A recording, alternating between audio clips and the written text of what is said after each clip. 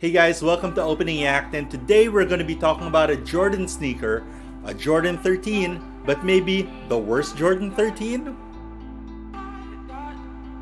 Alright, welcome. My name is Keo Kosha. You can follow on Instagram at Keo Kosha, follow at Adjima Mag, and at Honeycomb Manila, our collaborative studios in Double Dragon Plaza. We're not there right now because of the ECQ, but we will be back soon.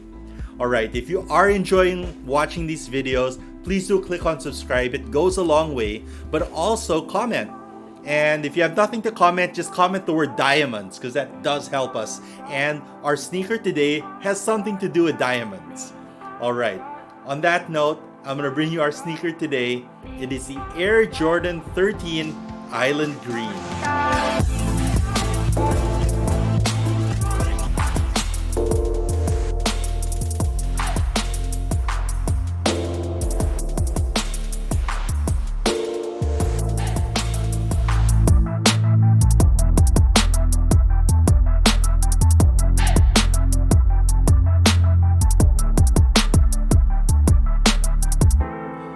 Alright, I'm not gonna lie, this is a bit of a weird one because this is honestly a pretty good looking Air Jordan 13.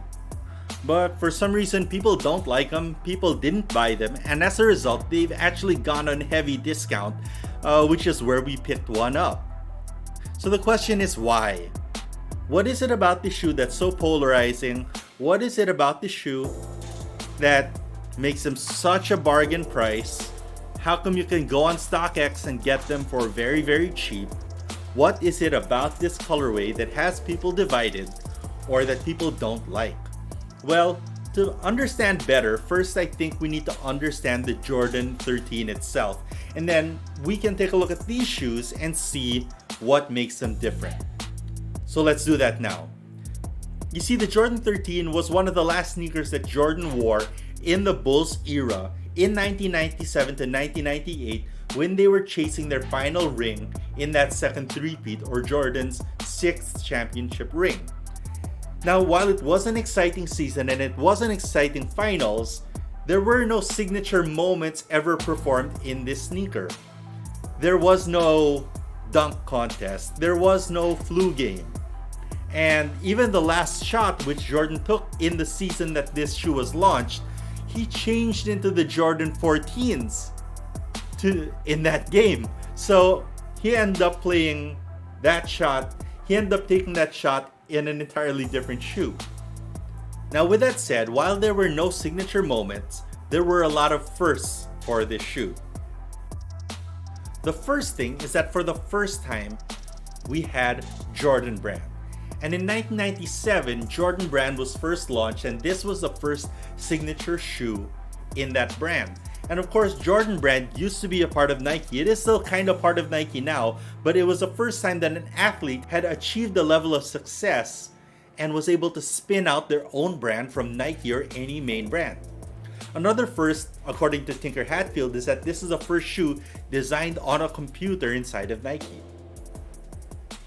And when they designed the shoe, they actually took a different approach and decided to make a very classy, sophisticated, elegant shoe in an era when basketball shoes really were street shoes. So you would play them on the court, but you would also walk around town, on sidewalks, in gutters, on the street with them. And this was the first time that you had such an elegant shoe designed in such a way that you really couldn't wear it out on the street as much. So let's talk about the tech, starting with the outsole. Now the panther paw sole kind of mimics the shape of the foot of a panther or the paw of a panther, with these split pods and these flex grooves that run between the different sections of the paw. You also have some cool features like this holographic diamond Jordan logo in the bottom. You have the carbon fiber plate. And of course that panther paw sole is covered with very aggressive herringbone traction. And the paw theme goes up into the midsole, where the sections that are not panther paw are covered in suede, which I think was another first as well.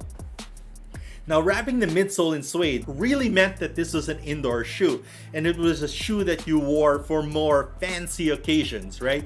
I mean, you had the Jordan 11, which was supposedly the first shoe that you could wear with a tux, but this shoe kind of took it to a new level. Now, inside that faux midsole, you have encapsulated Zoom in the forefoot and a Zoom Air unit in the heel. Comfort in the heel and speed in the toe, which is actually a format that we're still seeing until now, which is 20 something years later with a LeBron 18. Another thing that they did was the upper was originally made with mesh, so you had the suede and then this panel was made with mesh, which in this shoe is made with a faux alligator leather. Now we'll get into why they did that in a moment, but first, let's talk about the mesh, because the mesh was designed to make the shoe light. And the point of making the shoe light was so that you could have speed. And this was the lightest shoe that Jordan Brand had come out with up until this point. Now let's go back to the Panther, because the other signature feature on this shoe is that round circle in the back of the shoe, which was the Panther eye. And this was a holographic eye, a glowing eye, which completed that Panther story on the Jordan 13. And on this shoe, that's where this shoe starts to go wrong, in my opinion.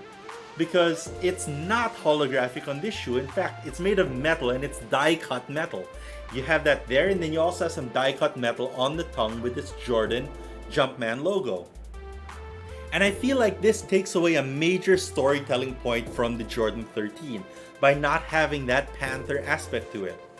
And then they go on and you have this faux alligator leather, which replaced the mesh upper, the mesh panel that was once here. And so why? Why did they do this? Well, the reason why is because of another shoe that this colorway pays tribute to, which is a Nike SB Dunk Tiffany, which was a collaboration with the Diamond Skate Company. Now, the Diamond Skate Company is a skateboard company, but because of the name Diamond, they decided that they wanted to pay tribute to another famous diamond brand, which is the Tiffany & Co. Jewelry Company, which is a world famous company, and that's why it has this Tiffany blue color. Of course, they couldn't call it Tiffany blue because that would be trademark infringement. The Tiffany company has actually trademarked the color. They just trademarked a swatch of blue and said that that was their logo or their trademark. And so that is, the Tiffany Dunk name is really just kind of a nickname to that diamond sneaker. And on that diamond sneaker, you have that color, but you also have a faux alligator leather running all of the leather panels on that sneaker. And we'll talk about that here because I'll probably never have a pair of Tiffany Dunks, so let's dive into that a bit. What ends up happening is that you have this sneaker, which is tribute to another sneaker, or it's a story about a story, which is about another story.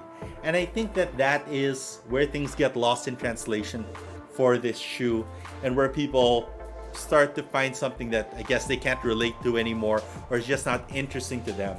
And simply the fact that this is not a collaboration shoe at all, right? It's not a collaboration with Diamond, it's not a collaboration with Nike SB, and it's definitely not a collaboration with Tiffany & Co.